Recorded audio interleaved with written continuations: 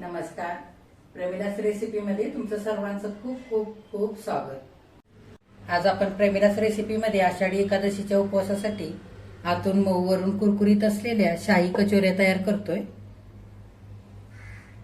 त्या उपवासाच्या कचोऱ्या करायला अगदी सोप्या आहेत. वरून आपण वेफरचा चुरा लावलेला असल्यामुळे त्या खूप जास्त अशा कुरकुरीत झालेल्या आहेत आणि चवीला तर एकच नंबर झालेले आहेत. हे बघा किती मस्त कचोऱ्या झालेल्या आहेत. आपण जो वरून वेफरचा चुरा लावलेला आहे तो सुद्धा तळल्यानंतर मस्त कुरकुरीत झालेला आहे. त्याच्यामुळे ह्या अगदी मस्त चवीला झालेले आहेत. मी तुम्हाला एक कचोरी तोडून दाखवते. हे बघा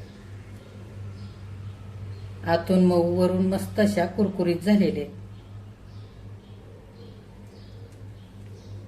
लगेचच रेसिपीला सुरुवात करूया. आता उपवासाची शाही कचोरी करण्यासाठी इथे मी 3 बटाटे उकडून साल काढून घेतलेले आणि एक मोठी वाटी भरून राजगिऱ्याचं पीठ घेतलेलं आहे. आता सगळ्यात आधी आपल्याला बटाटे खिसून घ्यायचे. आता खिसणीने बटाटे आपण खिसून घेऊया. बटाटे खिसणीने खिसून घ्यायचे म्हणजे अजिबात गुठळ्या राहत नाहीत.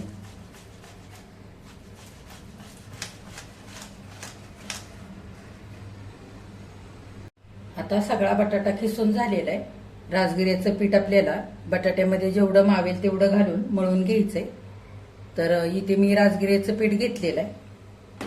तुम्ही ह्या जागी वरईचं पीठ, साबुदाण्याचं पीठ किंवा शिंगाड्याचं पीठ जे उपवासाला चालतं ते घेऊ शकता. तर लागेल तसं पीठ घेऊया आणि चवीनुसार मीठ टाकूया आणि बटाट्याच्या ओलाव्यामध्येच आपल्याला पीठ चांगलं घट्ट मळून घ्यायचंय. पाणी इथे वापरायचं नाही.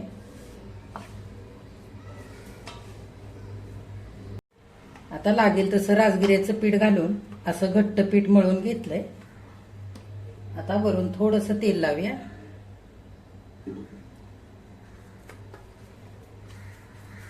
आणि पीठ आपल्याला एक 10 मिनिटांकरता झाकून ठेवायचं. आता पीठ झाकून ठेवूया. राजगिऱ्याचं पीठ वाटीभर घेतलं होतं त्यातलं अगदी थोडंसं पीठ इथं राहिलेलं आहे. आता कचोरीचं सारण करूया. सारण करण्यासाठी ओलं खोबरं एक वाटी भरून खरवडून घेतलंय ते ताटामध्ये घेऊया. आता 2 चमचे इथे बदामाचे काप करून घेतलेत ते घालूया. 2 चमचे काजूचे काप, 2 चमचे पिस्त्याचे काप, 1 चमचाभर मनुके. आता तिखटपणासाठी इथे मी 2-3 मिरच्या आणि थोडंसं आलं बारीक करून घेतलं. 1 चमचाभर मिरचीची पेस्ट केली ती घालूया. तुमच्या आवडीप्रमाणे मिरची तुम्ही इथे कमी जास्त करू शकता.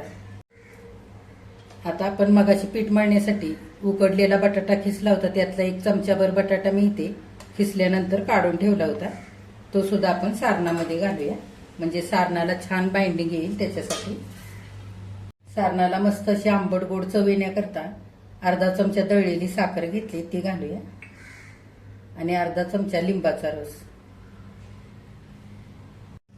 आता थोडीशी बारीक चिरलेली कोथिंबीर. तुम्ही जर उपवासाला कोथिंबीर खात असाल तरच घाला, नाही घातली तरी चालेल. आता चवीनुसार मीठ घालूया. सारणाच्या चवीपुरतंच मीठ घालायचं आणि सगळं साहित्य चांगले एकजीव करून मिसळून घ्यायचं. आता सारण आपल्या इथे तयार झालेलं आहे. आता चटपटीत खोबऱ्याची चटणी करूया. तर इथं मी अर्धी वाटी डेसिकेटेड कोकोनट 20 मिनिटांपूर्वी कोमट पाण्यामध्ये भिजत घातलं होतं. छान भिजलेलं आहे. तुम्ही ह्या जागी ओलं खोबरं सुद्धा वापरू शकता. सगळं आपण हे डेसिकेटेड कोकोनट भिजवलेलं मिक्सरच्या भांड्यामध्ये घेऊया. आता भाजून घेतलेले 2-3 चमचे शेंगदाणे ते पण घालूया. 3-4 मिरच्यांचे तुकडे आणि थोडंसं आलं ते सुद्धा घालूया. हलकीशी गोडसर चव यावी चटणीला म्हणून अर्धा चमचा साखर घेतली ती घालूया आणि आंबटपणा करता अर्धा चमचा लिंबाचा रस घेतलाय तोही घालूया. दही असेल तर दही सुद्धा तुम्ही घालू शकता. आता चवीनुसार मीठ घालूया.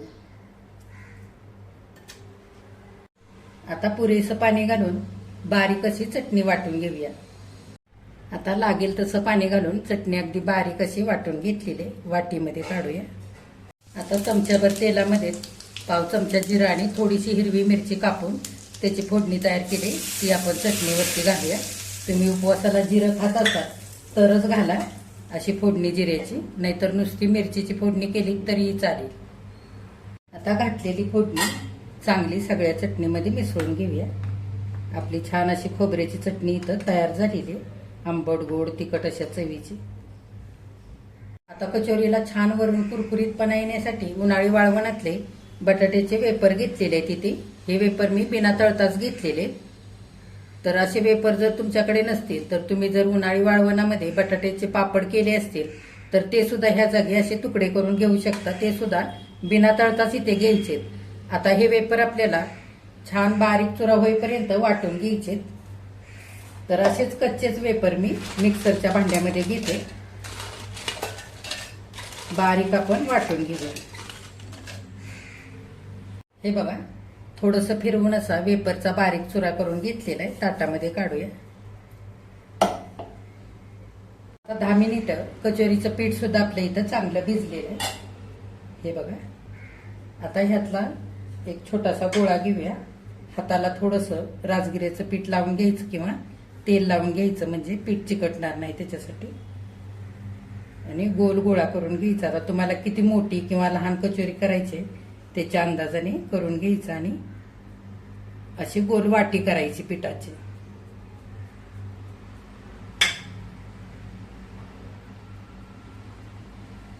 हे बघा, थोडंसं हाताला राजगिरीचं पीठ लावून अशी चांगली गोल वाटी करून घेतली.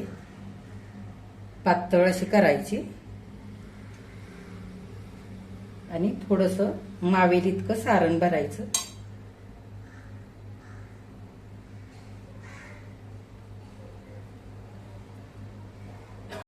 आता सारण भरल्यानंतर आपण पुरणाचा उंडा कसा तयार करतो तसं गोल करून घ्यायचं.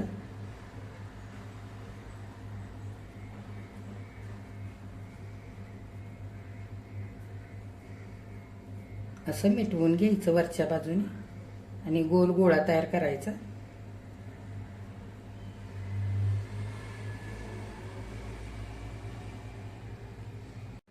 अशी सारण भरून गोल कचोरी केल्यानंतर वेपरच्या चुऱ्यामध्ये चांगली गुळवून घ्यायची आणि हलक्या हाताने असं दाबून घ्यायचं, म्हणजे हा वेपरचा चुरा वरच्या बाजूने चांगला चिकटला जातो त्याच्यासाठी.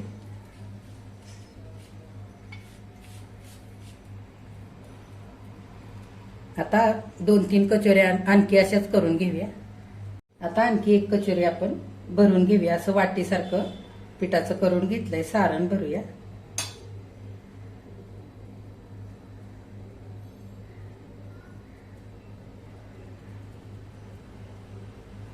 आणि असं मिटवून घेऊया.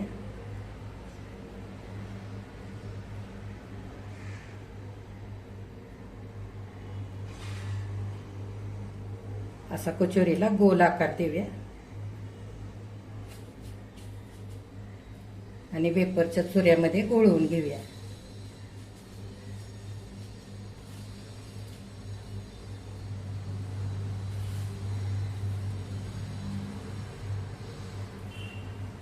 बघा, इथे 5 कचोऱ्या करून तयार झालेल्या आहेत. उरलेल्या पिठाच्या अशाच करत करत तळून घेऊया. आता कचोरी तळण्यासाठी तेल आधीच कढईमध्ये गरम करण्याकरता ठेवलं होतं. पिठाचा गोळा आपण तेलामध्ये घालून बघूया. हे बघा, पिठाचा गोळा छान तळला जातोय, म्हणजे आपलं तेल इथे चांगलं गरम झालेलं आहे. पिठाचा गोळा काढून घेऊया. फारही अगदी धूर निघेपर्यंत असं कडकडीत गरम तेल करायचं नाही, नाहीतर कचोरी तेलामध्ये तळण्यासाठी घातली की लगेचच करपेल. त्याच्यासाठी गॅस आता आपण मध्यम करूया आणि तेलामध्ये कचोरी तळण्यासाठी घालूया. फारही अगदी कमी गरम असलेल्या तेलामध्ये किंवा फार कमी गॅस करून सुद्धा आपल्याला कचोरी तळायची नाही, नाहीतर कचोरी फार तेलकट होईल त्याच्यासाठी. आणि कचोरी तळताना फुटू सुद्धा शकते. आपण 2-2 घालूया एका वेळेला. हलकेसे बुडबुडे कमी झाले की कचोरी हलवून घ्यायची.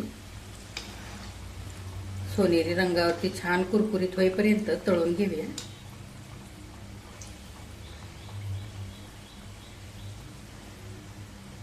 हलक्या हाताने कचोरी आलटून पलटून चांगल्या कुरकुरीत होईपर्यंत तळून घेऊया.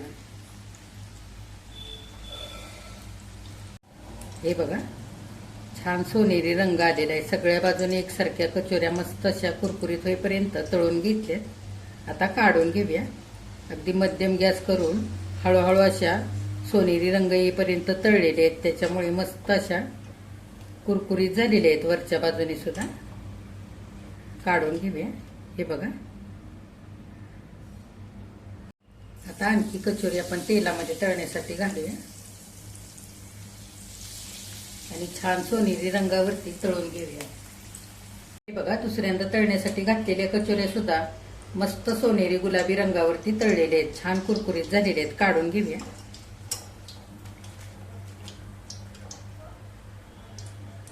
आणि उरलेल्या सगळ्या कचोऱ्या अशाच तळून घेऊया. हे बघा, सगळ्या उपासाच्या कचोऱ्या इथे तळून तयार झालेल्या आहेत. आणि थोड्याशा मिरच्या सुद्धा तळून घेतल्यात आणि वरून थोडंसं मिरचीला मीठही लावलेलं आहे. आता ह्या कचोऱ्या आपण एका ताटामध्ये काढूया. बघा, उपवासासाठी शाही कचोऱ्या इथे करून तयार झालेल्या आहेत खाण्यासाठी. किती मस्त झाले आहेत बघा. आतून मऊ, वरून मस्त कुरकुरीत झालेले आहेत. आणि चवीला सुद्धा आंबट गोड तिखट अशा मस्त चवीच्या झालेल्या आहेत. तर आषाढी एकादशीच्या उपासाला तुम्ही सुद्धा अशा शाही कचोऱ्या नक्की करून बघा. तुम्ही केल्यानंतर कमेंट करायला अजिबात विसरू नका. आजची रेसिपी आवडल्यास एक लाईक सुद्धा करा. आणि जे कोणी आता माझ्या रेसिपीज नव्याने बघत आहेत त्यांनी माझ्या चॅनेलला जरूर सबस्क्राईब सुद्धा करा.